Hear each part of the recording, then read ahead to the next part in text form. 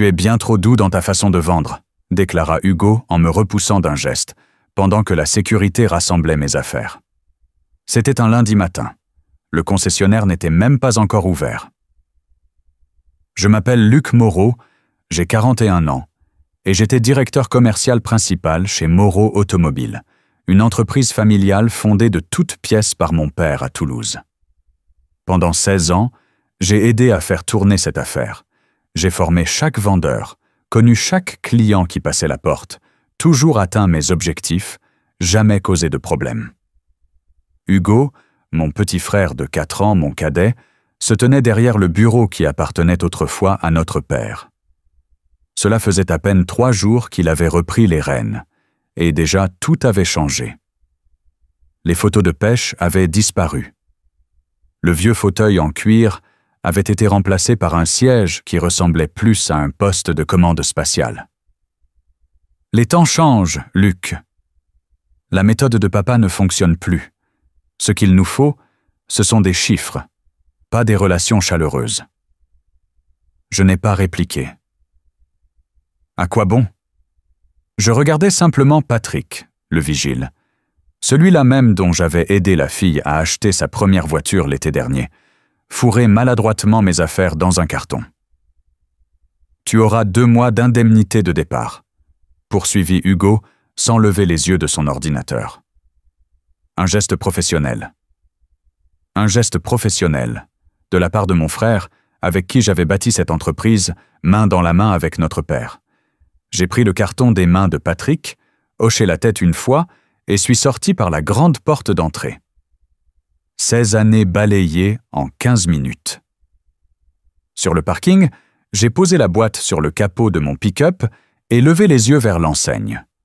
Moreau Automobile, un nom qui représentait nous deux, mais dont il n'était plus désormais que l'unique visage.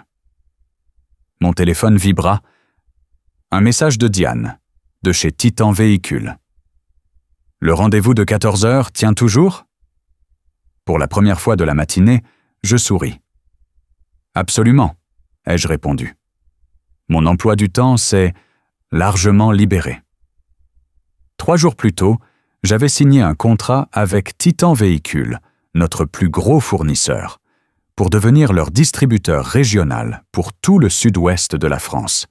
Ce sont eux qui m'avaient approché, après des années de collaboration fructueuse, impressionnés par la réputation que j'avais bâtie autour de notre concession. Les papiers étaient en cours de finalisation. Hugo n'était au courant de rien. Personne à la concession ne l'était. Mon père était parti pêcher en Bretagne, hors réseau. En quittant le parking, j'ai jeté un œil furtif par la fenêtre. Hugo menait déjà un entretien d'embauche avec mon remplaçant, un jeune en costume brillant qui gesticulait avec enthousiasme. Nos regards se croisèrent. Hugo me fit un geste dédaigneux. Je lui répondis par mon sourire le plus chaleureux. Combien de temps lui faudrait-il pour comprendre ce qui l'attendait? 1 semaine?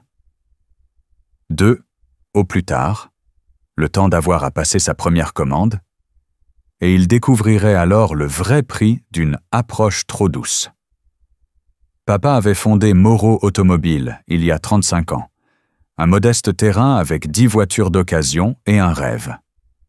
Maman gérait la comptabilité pendant qu'il vendait, sans jamais prendre un jour de repos. J'ai rejoint l'affaire juste après mes études. Hugo, lui, avait préféré une école de commerce, pour apprendre à faire de l'argent, du vrai, comme il disait. Quand il nous a finalement rejoints, il y a 8 ans, papa était ravi.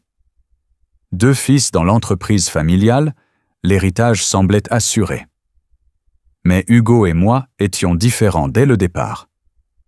J'ai tout appris sur le tas.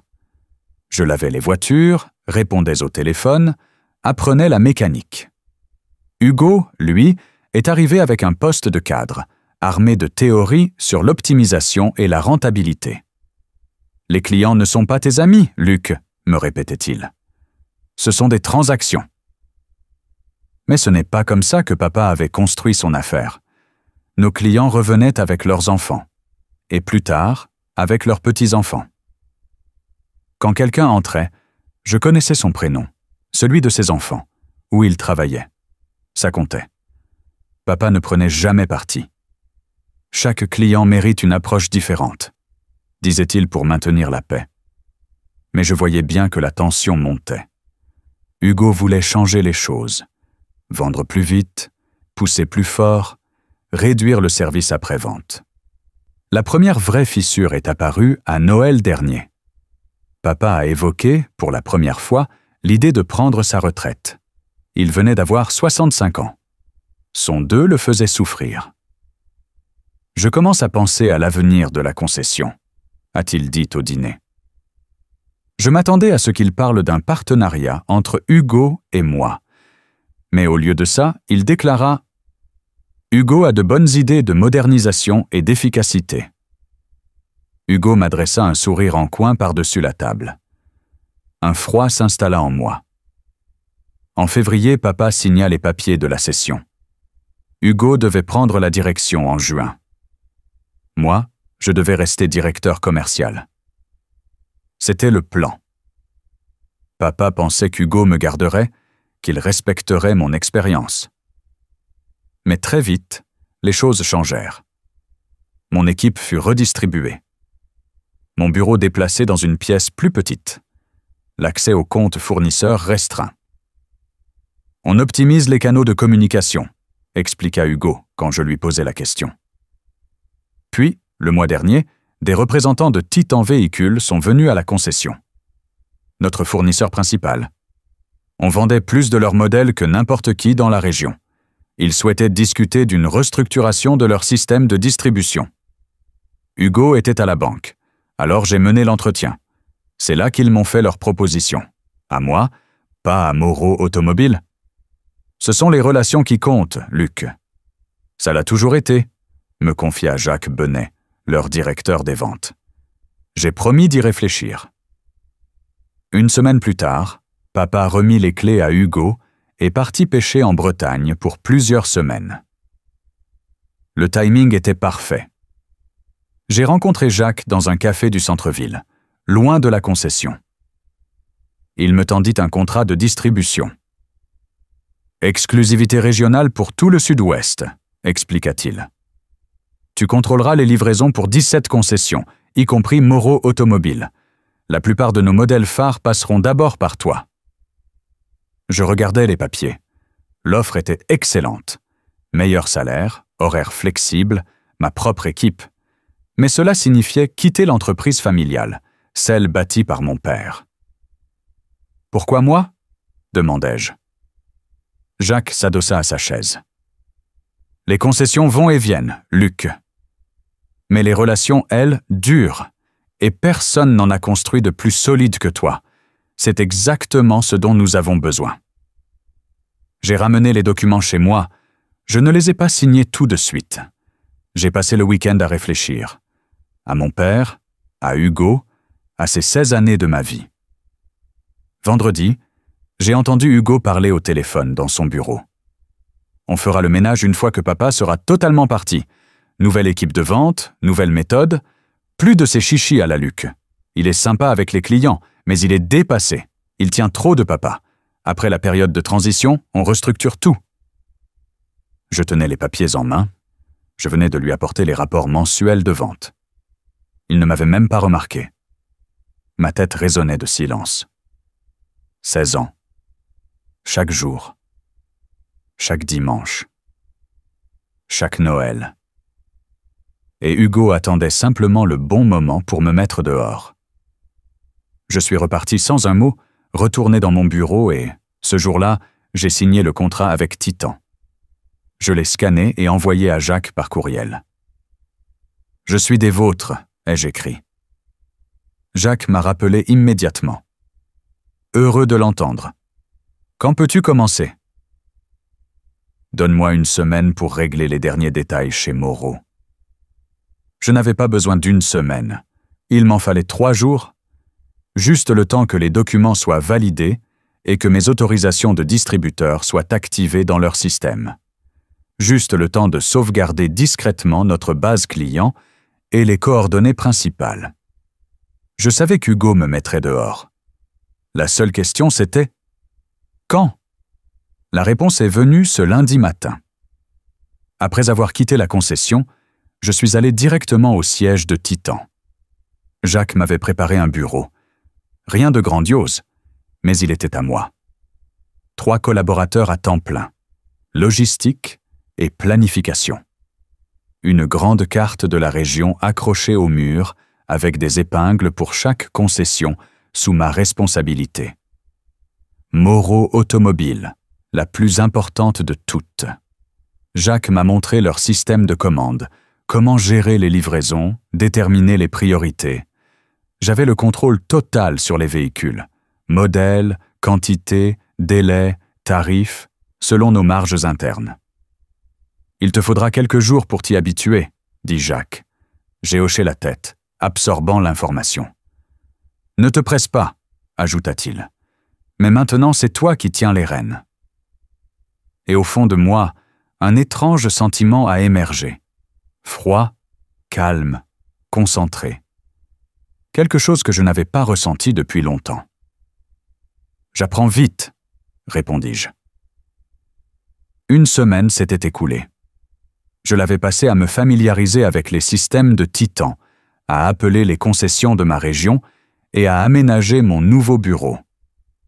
Je gardais mon téléphone à portée de main, attendant l'appel que je savais inévitable. Jeudi après-midi, il sonna. Luc Moreau à l'appareil.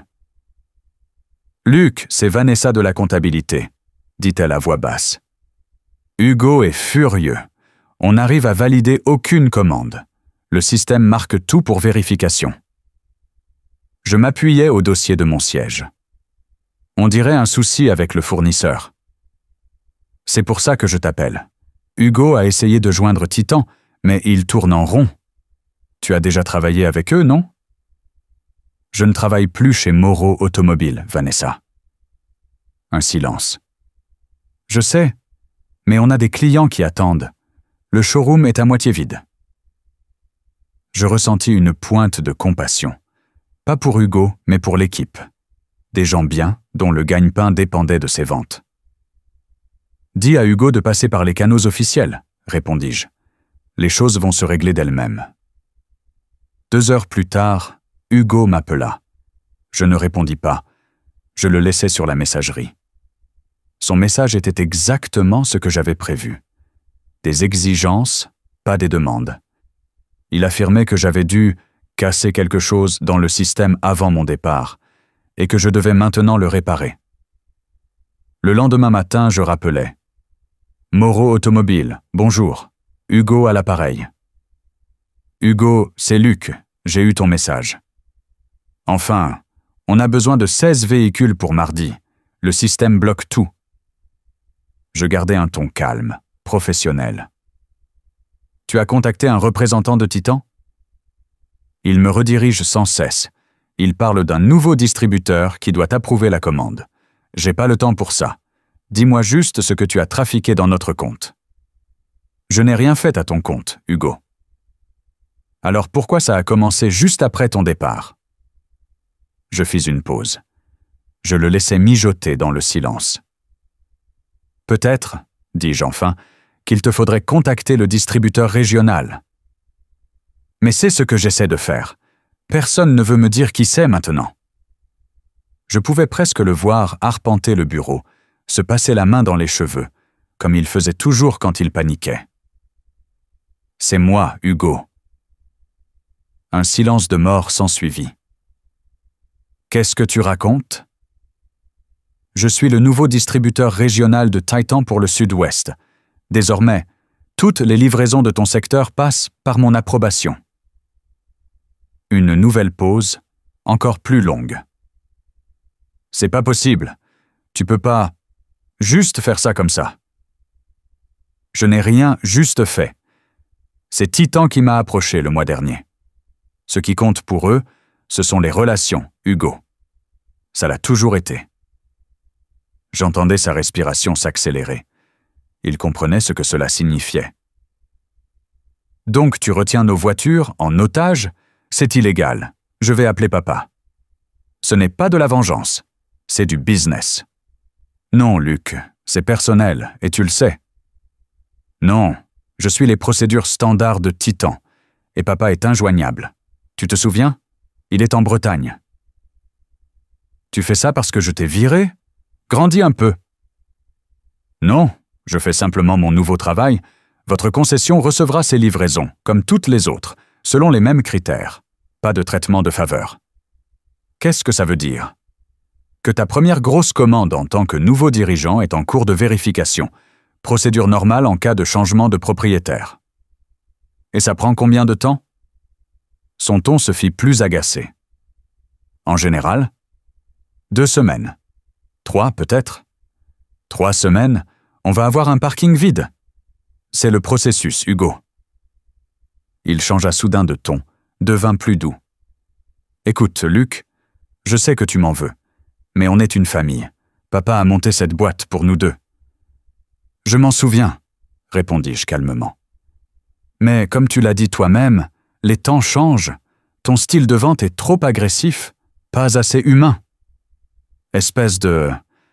J'examinerai personnellement ta demande. Bonne journée, Hugo. Je raccrochai et fixai la fenêtre. La satisfaction que j'attendais n'était pas là. Juste un sentiment de quelque chose de définitivement brisé. Le téléphone sonna à nouveau. Hugo. Je refusai l'appel. Il sonna encore. Cette fois, c'était le numéro de papa. Luc, c'est ton père. Qu'est-ce que c'est que cette histoire? Hugo dit que tu bloques les livraisons. Je fermai les yeux, le téléphone contre l'oreille. Je ne pensais pas qu'Hugo parviendrait à le joindre en Bretagne. Je ne bloque rien, papa. Je travaille maintenant pour Titan Véhicule. Hugo m'a viré la semaine dernière. Un long silence. Il a fait quoi? Dès le premier jour, il a dit que ma manière de vendre était trop douce. Il a appelé la sécurité pour me faire sortir. J'entendis son souffle changer. Il m'a dit que tu étais parti de ton plein gré, que tu avais reçu une meilleure offre. La douleur de la trahison me traversa à nouveau. Papa, j'ai les papiers sous les yeux. 2 mois d'indemnité. Il a appelé ça de la courtoisie professionnelle. Encore un silence. Je l'imaginais sur la terrasse de sa cabane de pêche, regardant l'eau et tentant de comprendre comment on en était arrivé là. Et maintenant, tu travailles chez Titan? Je suis leur distributeur régional pour le Sud-Ouest. Toutes les livraisons passent par moi, y compris celles pour notre concession. Je vois. Donc tu veux te venger. Je fais juste mon travail, papa. C'est exactement ce que j'ai dit à Hugo. Sa commande est en cours de vérification. Procédure standard. Luc. Son ton devint plus grave, avec cette nuance de déception que je connaissais bien. J'ai construit cette entreprise pour vous deux. Je sais, papa. Je lui ai donné 16 ans. Et maintenant, vous allez tout détruire entre frères? Je me levai et me tournai vers la fenêtre. Je n'ai pas commencé. Mais il faudra peut-être que je termine. Je fis une pause, ravalai ma colère. Je veux juste avancer. Et tu bloques ton frère en retour? Je n'ai jamais dit que je refuserais la commande. Mais tu la retardes, c'est évident. Je ne répondis pas. Je rentre, dit-il. On doit régler ça. Il n'y a rien à régler, papa. J'ai un nouveau travail. Hugo a tout ce qu'il voulait, le contrôle total de Moreau Automobile. Visiblement pas total, marmonna-t-il. Je serai là demain. N'agis pas avant qu'on parle. Il raccrocha. Je posai le téléphone sur mon bureau et fixai la vitre. Papa allait être déçu. Mais il ne savait pas tout. Il ignorait qu'Hugo avait prémédité mon éviction. On frappa à la porte. C'était Jacques. « Tout va bien ?» demanda-t-il. « Affaire de famille » répondis-je. Il hocha la tête. « J'ai entendu dire qu'Hugo Moreau appelle le siège pour réclamer une expédition d'urgence. » Ça lui ressemble bien. Jacques referma la porte derrière lui. « Luc, quand on t'a recruté, on savait que ce ne serait pas simple. Mais on sait aussi que la loyauté fonctionne dans les deux sens. Je le regardais. Il y a quelque chose que je ne t'ai pas encore dit, poursuivit-il. Ton frère nous a contactés il y a 3 mois. Il voulait changer de fournisseur dès qu'il aurait les pleins pouvoirs. Il disait que nos prix étaient trop élevés et nos délais trop longs. Un frisson me parcourut. Il allait abandonner Titan? Il cherchait activement une alternative. Il a dit que si on ne baissait pas nos tarifs de 15%, il passerait chez Nova Automobile. Nova, principal concurrent de Titan, connu pour leurs voitures bon marché, de qualité médiocre et un service après-vente déplorable. Il n'aurait pas osé, commençai-je, mais je savais déjà qu'il l'aurait fait. Jacques haussa les épaules. Ça arrive. Les nouveaux patrons veulent des résultats rapides. Ils coupent dans les coûts où qu'ils puissent. Papa n'aurait jamais accepté ça. Titan a toujours été notre partenaire.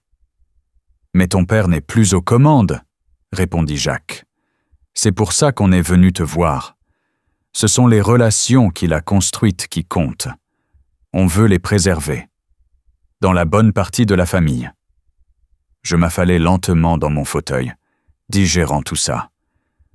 Hugo ne m'avait pas seulement trahi. Il s'apprêtait à détruire tout ce que papa avait construit en 35 ans. Réputation, qualité, confiance. Je ne savais pas, murmurai-je. Maintenant tu sais. Il s'apprêta à sortir, puis se ravisa. Au fait, la demande d'Hugo est toujours en attente. C'est toi qui décides combien de temps elle y restera. Il sortit et referma la porte. Je fixai l'écran. La commande d'Hugo clignotait. Mon doigt était suspendu au-dessus de la touche. Demain, papa viendrait. Il attendrait une décision. Mais désormais, je savais exactement ce qui était en jeu. Cette nuit-là, je ne parvins pas à trouver le sommeil. Le visage de mon père me hantait. Il allait tout découvrir. À propos de moi, d'Hugo, et de ce que son plus jeune fils voulait faire de son héritage. À 5 heures du matin, j'abandonnai toute tentative de dormir. Je pris la voiture et me rendis au bureau. Les concessions de la côte atlantique étaient déjà ouvertes. Je vérifiais les répartitions, l'historique des commandes, les notes sur les partenariats. À 7 heures, j'avais une vision complète des opérations de Titan dans la région et de la place exacte qui occupait Moreau Automobile. Mon père m'avait écrit « Son avion atterrissait à 11 heures. Je lui avais proposé qu'on se retrouve à midi, au bistrot Hector, un lieu neutre, loin d'Hugo et de mon nouveau bureau. À 9 heures, j'appelais Vanessa, de la comptabilité. « Luc, merci mon Dieu, dit-elle. Avec Hugo, c'est infernal, le showroom est quasiment vide. » J'ai besoin de ton aide, dis-je. Les 3 dernières années de chiffre de vente, ainsi que les résultats des enquêtes de satisfaction client. Tu peux me les envoyer à mon adresse perso? Elle hésita. Hugo a tout bloqué. Il dit que ce sont ses données désormais. Vanessa, tu travailles ici depuis 12 ans. Tu sais ce que mon père a construit. J'essaie simplement de le préserver. Un silence. Donne-moi 1 heure. À 10 heures, j'avais les tableaux entre les mains. Ils confirmaient ce que je craignais.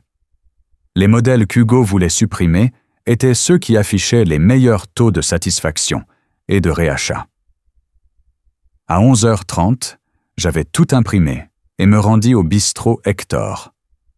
Mon père était déjà là. Il avait l'air fatigué, vieilli, bien plus que la dernière fois que je l'avais vu. Nous commandâmes des cafés, mais aucun de nous n'y toucha. « Ton frère dit autre chose, » entama-t-il. « Je m'en doutais, » répondis-je en lui tendant les papiers relatifs à mon licenciement. Il les parcourut. Son visage se durcit. « Ce n'est pas le genre d'Hugo. »« Vraiment ?» Je lui tendis ensuite un email de Vanessa, accompagné des propositions commerciales de Nova Automobile qu'Hugo avait demandées. Mon père les feuilleta, l'air perdu. « C'est quoi tout ça ?» Le plan d'Hugo, remplacer Titan par Nova, réduire les coûts, maximiser les profits à court terme. Les mains de mon père se crispèrent sur les feuilles. Les dates, c'est avant même que je signe la cession. Il préparait tout depuis des mois, papa. Me licencier, changer de fournisseur, tout réorganiser. Mais Nova vend des véhicules bas de gamme avec une garantie moitié moindre et un service après-vente lamentable, ajoutai-je. Tout ce que tu as toujours refusé. Il posa les papiers et se frotta le visage. Je comprends pas. Pourquoi ferait-il ça? Pour embellir les chiffres trimestriels. Un bon bilan pendant 1 an ou 2, assez pour se forger une réputation de réformateur efficace. Ensuite, il revend la concession à un grand groupe et disparaît. Il me fixa. Tu penses qu'il veut vendre Moreau Automobile? Je hochai la tête. Ce n'est qu'une hypothèse. Regarde les dernières pages. On y trouvait des demandes d'évaluation de la concession émanant de 3 grands groupes automobiles. Mon père resta silencieux, digérant les informations. Finalement, il releva la tête. « Et maintenant, tu travailles pour Titan. » Ce sont eux qui m'ont approché. Ils savaient ce qu'Hugo préparait. « Et donc tu te venges, en étouffant l'entreprise que j'ai construite ?» Cette phrase me piqua, mais j'étais prêt. Je sortis un autre dossier. Le vrai plan. Je ne me venge pas. Je protège ce que tu as bâti. Je lui présentai le projet sur lequel j'avais travaillé toute la nuit. Transformer Moreau Automobile en concessionnaire premium Titan. Modèles exclusifs, livraison prioritaire, services personnalisés, tout ce qu'Hugo rejetait, mais avec de meilleures marges et une fidélité accrue des clients. Mon père étudia les chiffres avec attention. Ces projections sont réalistes? Je collecte des données depuis des années. Nos meilleurs clients reviennent parce qu'ils se sentent considérés, pas pour des réductions. Hugo n'acceptera jamais ça. Non, acquiesçai-je. Il n'acceptera pas. Il me fixa à nouveau. Alors à quoi bon? Parce que le bâtiment et le terrain t'appartiennent toujours, papa. Hugo n'a que le fonds de commerce. La réalisation se lisait sur son visage. Tu veux que je mette mon propre fils dehors? Je veux que tu lui laisses un choix. Soit il dirige Moreau Automobile à notre manière, soit il te revend sa part. Il gardera la licence de concessionnaire. Mais le nom et la réputation Moreau, on les sauvera. On? Toi et moi, répondis-je sans détour. Partenaire.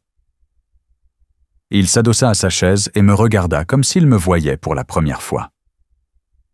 Et si je refuse? Alors j'approuve la commande d'Hugo aujourd'hui. Je me retire, et je le laisse gérer comme il veut. C'est toi qui décides. Il secoua la tête. Ton frère t'a vraiment sous-estimé. Je ne répondis pas. J'attendais. Enfin, il tendit la main vers son téléphone. Faut que je passe un coup de fil. À Hugo? Non. Il composa un numéro. Marthe, c'est Robert Moreau. J'ai besoin que tu retrouves le bail de la concession. Oui, aujourd'hui. Il me regardait pendant qu'il parlait. Il est temps de revoir les conditions avec notre locataire actuel. 2 jours plus tard, nous étions 3, Hugo, mon père et moi, assis dans la salle de réunion de la concession, en compagnie de Marthe, l'avocate de mon père. Personne ne disait mot jusqu'à ce qu'elle sorte 3 dossiers. Option 1, dit-elle en glissant le premier vers Hugo. Vous conservez la propriété de Moreau Automobile, mais avec un nouveau bail incluant des clauses strictes, notamment l'obligation d'utiliser Titan comme fournisseur exclusif. La mâchoire d'Hugo se contracta. Il ne toucha pas au document. Option 2, poursuivit Marthe en avançant un autre dossier. Vous revendez vos parts à votre père et votre frère à un prix de marché équitable, ajusté des pertes récentes liées au retard de livraison. Hugo me lança un regard chargé de haine. C'est du chantage. C'est du business, répondis-je, reprenant ses propres mots. Option 3, dit Marthe sans sourciller. Vous gardez la société, mais vous devez déménager. Robert résiliera le bail dans les 30 jours. Hugo se tourna vers notre père. Tu vas vraiment faire ça à ton fils?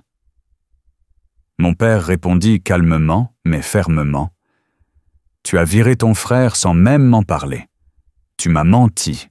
Tu as failli détruire ce que j'ai mis 35 ans à bâtir.